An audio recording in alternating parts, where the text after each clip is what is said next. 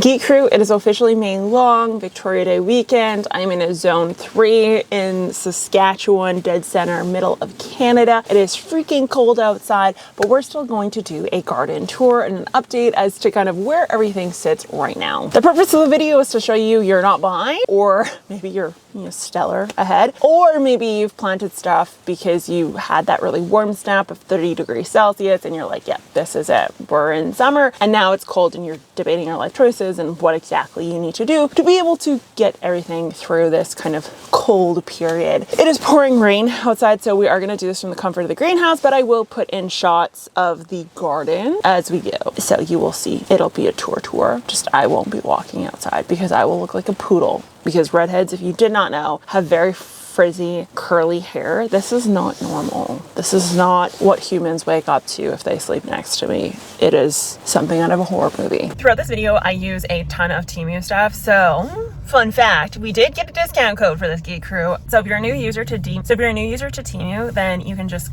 use this code right here. I'll put a link in the description as well. And then throughout the video, I will show which ones were the Temu ones. Some of this stuff doesn't have to be mega fancy, and to get them from a place that is discounted, it just makes sense. So thank you, Temu, for giving everybody a discount code. 90% off and $100. So. Okay, so number one, let's talk about the beds themselves. I am about 75% done the soil prep in all my beds. My soil prep consists of simply roughing up the soil surface. And so I will do that specifically, I don't know, about like the first 2-3 inches, not even. And the purpose of that is solely to be able to get really good seed to soil contact. And then when I do rough that up, I will at times, depending on kind of what I'm seeing, will add some organic material either in the form of compost or manure. I don't use the compost or manure as like a fertilizer, although of course it has nutrients and it's going to fertilize in some capacity. But what I actually am using it for is the organic materials. What I'm gauging when I go into the soil is, can I see organic material bits, or am I mostly looking at mineral soil? If I'm looking at mostly mineral soil visually, that is when I will add some of that organic material in. If I'm not seeing, and I'm seeing an even mix, 20, 30, 40% organic material to the remainder being mineral soil, I leave it. It's fine in my books. So I do that, and that is done for 75% of my beds. In the actual garden itself, what is growing physically outdoors and what is planted outdoors is barely anything. Like, I'm not even close to done when it comes to planting. I do have some root vegetables in. I have my carrots. I do have some beets, radishes, turnips, rutabaga. That sort of stuff is in ground.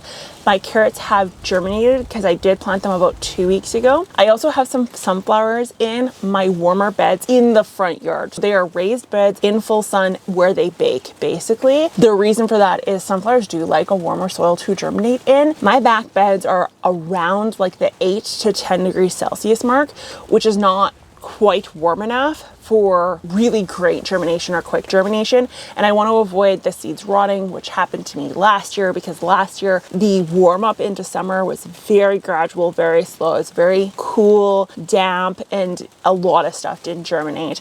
And so I want to try to avoid that this year by just really repeatedly checking my temperatures of my soil. So the soil in the front, or the beds in the front, I do have a lot planted. As for transplants outdoors, I have transplanted my cabbage. My Copenhagen cabbage has been transplanted outdoors.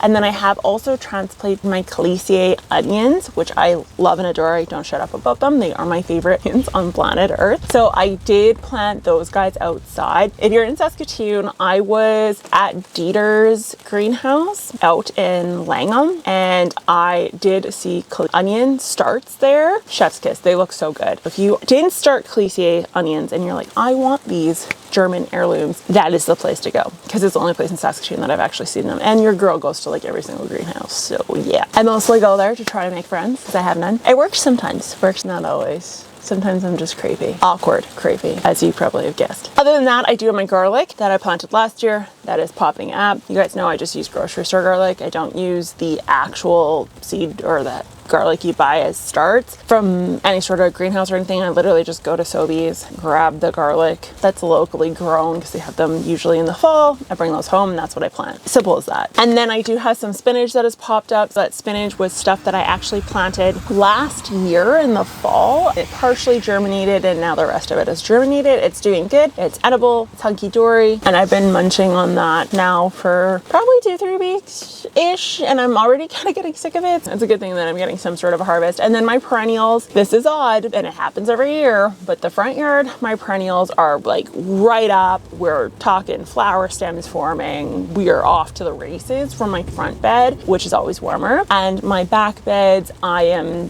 barely alive. We are talking things are still asleep. Things have not woken up yet, other than the Virginia creeper that I hate and I loathe that is from the neighbor's yard. Other than that, everything's still asleep. So it's kind of at that position where, again, the soil's not quite warm in all places. So if things aren't growing for you, things are looking slow, then that may be the reason for why. It's not warm enough yet in certain spaces in your yard. Literally, microclimates between front and back for me, two totally different growing spaces. Because of the fact that my transplants can't go outdoors and I can't really sow seeds, particularly in the backyard, because I don't want rot from that, again, slow, gradual climb we saw last year that resulted in a lot of rotted seeds. And I have the rule where it has to be 10 degrees Celsius during the day and night minimum before my tomato and peppers make it outdoors. I'm nowhere near that right now. I think it got to feels like -1 yesterday or last night, which is just, it's too cold for the stuff in here to go outdoors. Now, I do know some of you have planted stuff outside because the last frost date in zone 3, or Saskatoon anyways, has changed drastically. Literally, it jumped ahead a month. It used to be June 10th. It is now May 15th or something stupid, which is wonderful. Last frost date is May 15th. Great, good. That means you can get some of your cold climate crops in, like your onions, your cabbages, your root crops, all these things that like that cooler soil. Give her shit, it'll be fine. But your tomatoes and peppers, they don't like these cool nights. And so never follow the last frost date as the date in which those plants get put outdoors. My timing for that has always and will continue to be the temperatures between daytime and nighttime. Not to mention, I can really pressure these guys into like the perfect temperature differential inside of here, meaning I like a very cool day. So it is about 10 degrees Celsius outdoors. Inside of here, it's about like 12, 13, depending on how much sun it gets, upwards of 15 if it wasn't cloudy. But it's cooler in here during the day than it is at night. And then at night, I do heat it up in here quite a bit, actually. I go like 20 to 25 degrees Celsius, and it results in like some very, very short, stout, hardy tomato plants that are happy, healthy, and looking good. You guys, if you know this, I did the video on these guys being leggy. Those are the leggy tomatoes, and like I'd mentioned in that video, we're good. They came back. We are happy. We are healthy, as I expected. If you have planted outdoors, all you need to do to be able to reclaim this and make them okay is either you can do a low tunnel. That's option number 1. If low tunnel is not an option for you, I would encourage you to get buckets with the bottoms chopped off and then put the buckets over top of your plants, your transplants, and that will make a microclimate that is slightly warmer. And then if you can, if you're highly motivated, I would actually cover it every single night with a bed sheet of some sort. It doesn't have to be huge, just a little bed sheet. You'd be shocked how much that increases the temps. And that will be enough to kind of take the edge off and prevent that plant from going into a shock. So I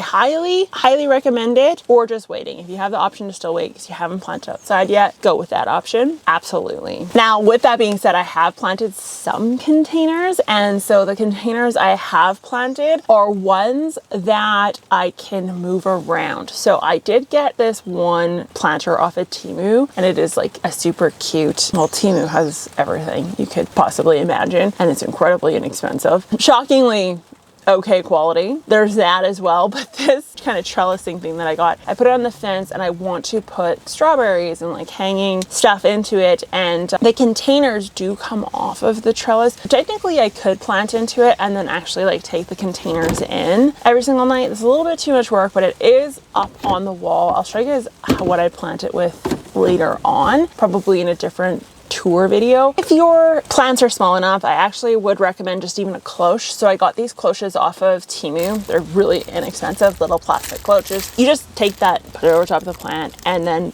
once it warms up again or it's not cloudy, you can just pop it off. So right now it's overcast, it's raining all night, never remove it. When the sun comes out, even if it's 10 degrees Celsius out, if it is really sunny out, pop that cloche off for the day, put it on at night. And that's kind of the rules that you want to follow, and cloche is a great option if you have shorter, stouter plants. Now, my other thing that I have done in regards to transplanting outdoors, but really not, is my pots. I did put quite a few flower pots together, and the reason for that is because I'm first off running out a little bit of room in here. Secondly, I don't know. My pots, I'm okay with moving, and I'm okay with kind of congregating together at night and then putting a big bushy blanket over top of if needed. And that is actually what I do. All my pots are planted up. I've got ceramics, all that sort of stuff, fully planted with flowers, all of which need those warmer temperatures. They should not just be outside blindly. And there is a very real possibility that if it gets too cold, I have to move. I'm committed to doing that. Do not plant your pots. I can promise you that you will regret it, but I'm okay with it. Now, what I am doing when it's cool outside, right now it's raining, and so there is like a little bit of added benefit to having the cover off despite the fact that it's only 10 degrees Celsius out. I do have the cloth off for them to get some of that rainwater. However, once it stops raining, once it's bedtime, I am going to then re-tarp them with the blanket. I have them all smooshed together in a really tight space for, just a heat sink and specific heat capacity. Kind of did a whole video on that. That's basically what I'm following. The only ones I don't have planted are ones that are super tiny containers that I just don't feel like moving in and out. Next up, what I have planted but not planted is my loofah. So my loofah I have in a self-watering container, the Vigo self-watering container, and I have him fully potted up. He is living his best life. He is huge right now.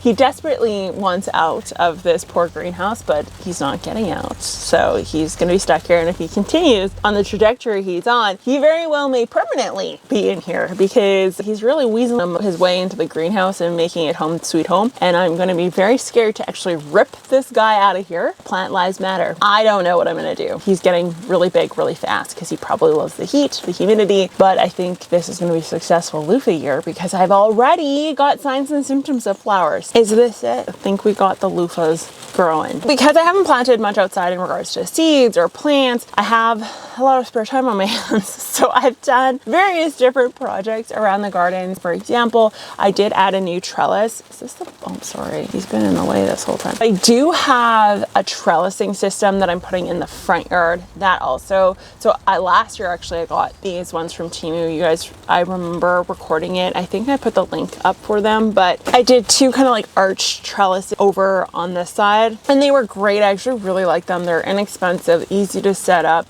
They didn't rust over the winter. They held up over the winter. I did get some more of those, and I'm putting them in the front yard, and I'm doing them between the beds. Now, the reason for that is for decorative purposes, but I'm also using it to film because I get kind of awkward when there's like people walking. I don't know. I'm like shy, but not. It's weird. So I just want to try to like block myself a little bit so I can be comfortable filming in the front yard. So I'm actually going to use those trellises for that purpose whenever possible. That is one thing that I have already done. And then I do have some archways as well. I have, again, Temu. I got these green kind of cold frame. Those I have installed, and in particular I have them installed over my cabbage bed because I am going to put the wetting tool over top of those arches, again to keep like those butterflies, the cabbage moths out. And that's like what I do every single year. So I got some actual hoops this year rather than the PVC piping. The PVC piping, don't get me wrong, it worked really good. It was wonderful. Totally good. And you can actually get it really nice and high, but I just wanted something with a little bit more structure. That's why I went with these kind of like structural ones. And they're like more of like a metal with a plastic on the outside. I don't know. They work good though. I am debating starting some seeds outdoors, some more seeds outdoors. Things like melons and squash and stuff that likes like a little bit of a warmer soil. I am debating putting them outdoors now, but because I don't want that seed rot that I experienced last year, because the progression from spring into summer was so slow. For example, I had a lot of seeds rot, a lot of stuff kind of went kaputskis on me because it was so cold, so damp. It was just not nice at all for plants.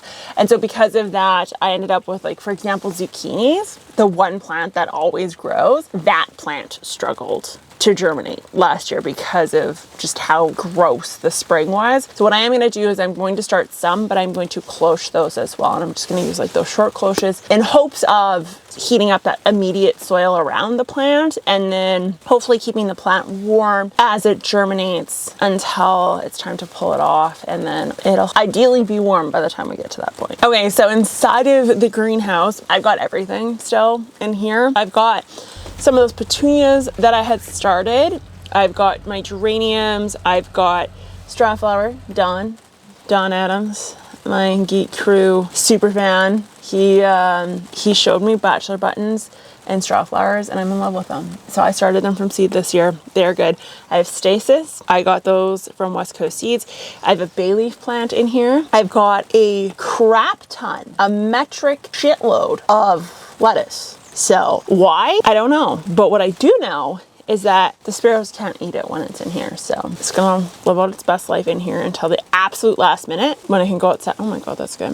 Why is garden produce so delicious? Okay, squirrel. Yeah, so that's in here. It'll go outside. This could actually go outside now. If it goes outside, I need to figure out like a enclosure for it, because my sparrows, not my sparrows, these sparrows, that unwanted guests of my backyard will absolutely destroy this. Like if I put this flat outside to harden it off uncovered, the whole thing would be gone by tomorrow. No joke. No freaking joke. I've also got all my tomatoes in here. Those are the ones I started from seed. Actually, starts wise, I have some marigolds, tomatoes, like I even have some baby tomatoes. So if you're behind on your tomatoes and you're looking at these ones like behind me and you're like, crap, I'm so far behind. These are tomatoes too. Like not everything's 100%. So these I started, well, when did I start these? Did I put the date on them? No, I'm not that organized, but I started them very recently, like maybe 3 weeks ago. So, I mean, these obviously are nowhere near being close to done. They will still produce. I promise you, they will be just fine by the time they get outdoors. And then other than that, I haven't started anything else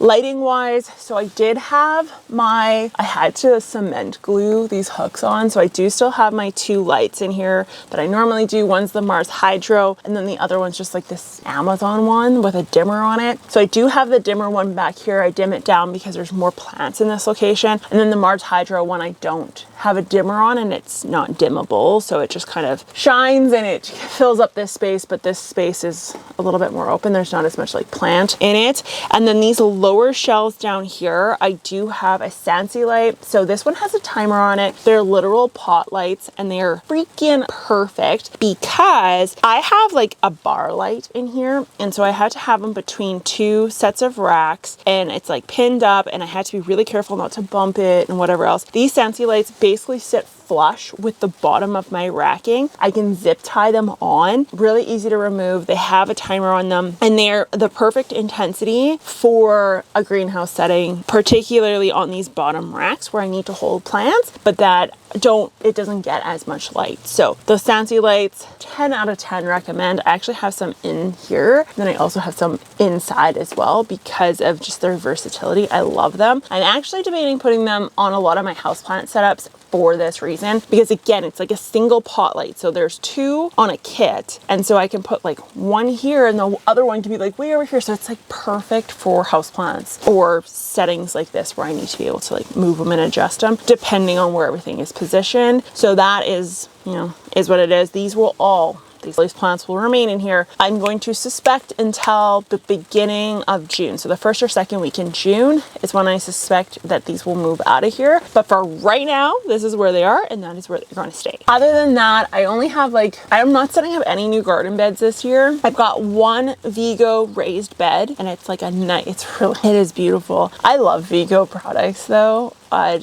You guys know this, like I've got so many of them, but I find them such good quality compared to like some of the other stuff. Like I've got out sunnies. They're okay, like they're fine, but I don't know, Vigo, the quality is just superb. So I got this raised bed for my front yard. It is literally at the perfect height for gardening. It is a reasonable depth. It holds a ton of soil, so it's not going to dry out. You guys know I've always had problems with that front bed and it being like, they're just the front in general and it being very hot. So yeah, I love it and I'm excited for that. And then the other Vigo bed, that kind of black modern one, I actually flipped it because I'm going to be redoing this one corner over here. I'm going for like French bistro vibe, like secret garden type vibe. So I am redoing that section. So I just kind of flipped the whole bed, literally like a 180. So it's just sitting the other direction. And so that involves some soil moving. But other than that, I'm not really doing anything new bed wise. Last year I did a lot of work when it came to garden beds, but this year I just, yeah,